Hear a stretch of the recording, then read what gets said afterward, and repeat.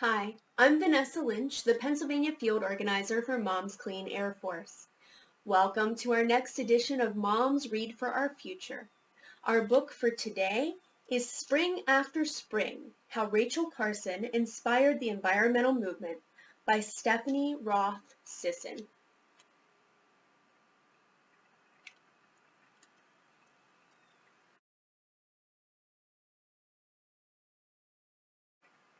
It was dawn when the chorus began. Cheerily, cheerily, chirp, chirp, coo, coo, coo.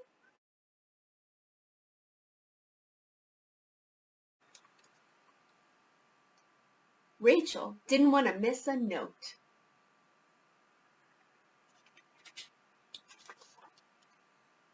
As the midday sun warmed the earth, other musicians chimed in.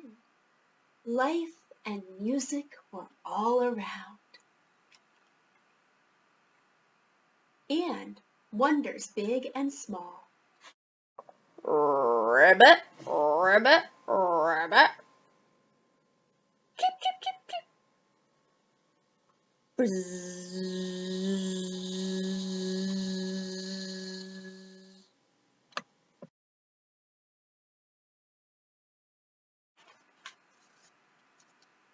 Spring was Rachel's favorite time of year. As the sun set, she could hear the first bubbles of frog song. Crickets began their nighttime tune, and bats squeaked a lullaby. Squeak, squeak, squeak, squeak.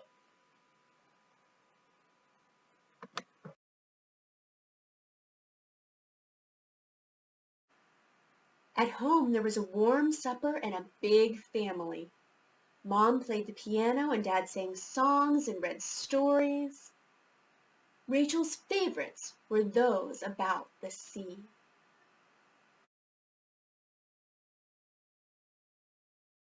As the days grew longer and warmer, the chattering, chirping, and hooting got louder, until the gathering calls from migrating birds meant that it was autumn. They were coming together for their long journey through the ocean of air to their wintering homes.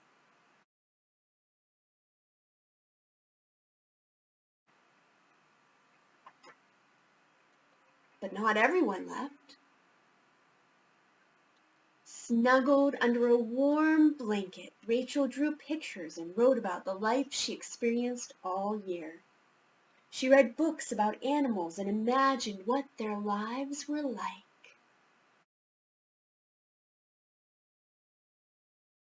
Spring after spring, year after year, the birds arrived. Every season Rachel watched, listened, and wrote, and like the nestlings, she grew quickly. Then one autumn, it was time for her to go to college. She was sure she wanted to be a writer until...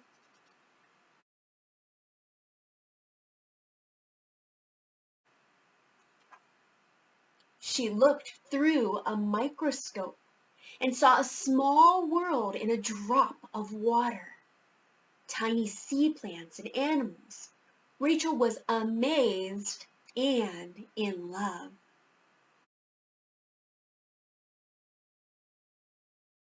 She wanted to know more about the very small world made visible by a microscope. She had never been to the ocean and was in the water. To learn about the creatures in tidal pools, marshes, and the sea, Rachel decided that she would study biology. She put her writing aside.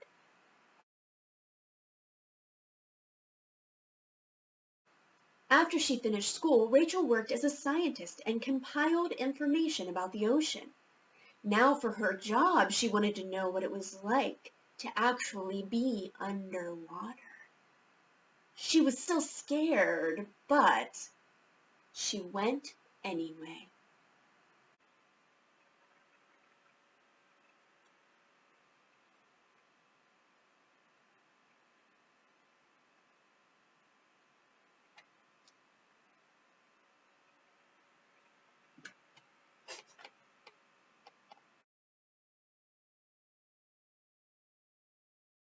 Rachel began to write books about the sea. They were so full of scientific detail and vivid descriptions of the lives of sea creatures that people could imagine those worlds. Rachel became a famous author.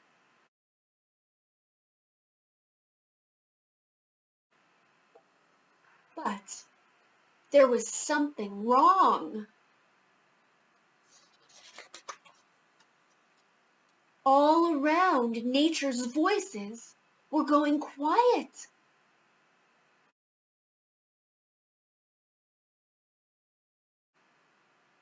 So Rachel did what she did best. She watched closely, listened carefully, and learned as much as she could about what was happening. Rachel put together scattered facts and found the answer.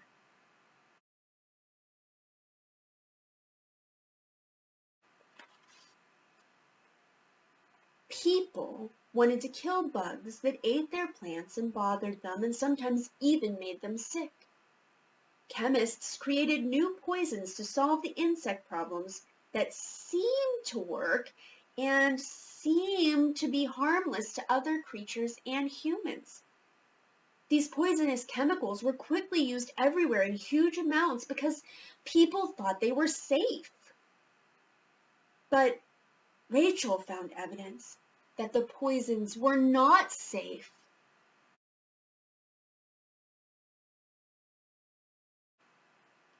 Poison eaten by microscopic water life eaten by tiny fish eaten by bigger fish eaten by eagles. Eagle eggshells are so thin that they break during incubation. Poison coats worms eaten by birds eat many worms coated in poisons. Birds die. Poison coats worms and insects. Worms and insects are eaten by birds. Birds are eaten by foxes. Fox eats birds, mice, and other animals that have eaten the poison. Fox dies.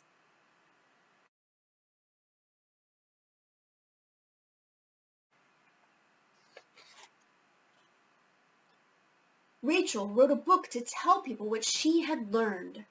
Silent Spring created a huge ruckus. Some people were inspired to change, but many didn't believe Rachel. Are you sure they're safe? They are perfectly safe. Do we have to use so much? They are the answer to our pest problems. Why are we putting them everywhere? They're modern chemicals for a modern world. Are they the only answer?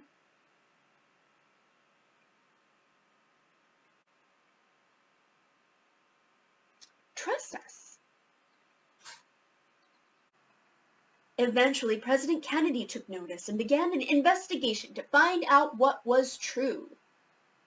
Rachel was asked to come to Washington, D.C. and defend her book. She was scared, but she went.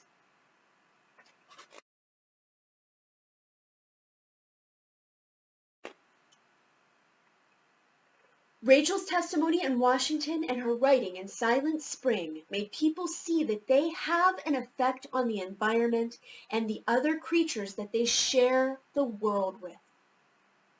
People were inspired to speak up. Congress passed new laws so that nature was treated with more care, and some of the most harmful chemicals were banned. Spring after spring, year after year, people celebrated the earth and the environment because Rachel showed them how beautiful and precious it was.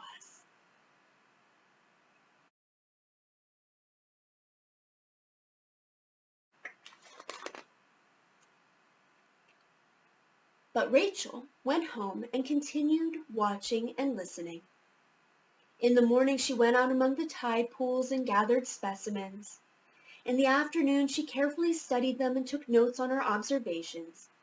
and in the evening when the tide had gone out again, she returned each creature with great care, exactly in the spot she had found it, exactly where it belonged.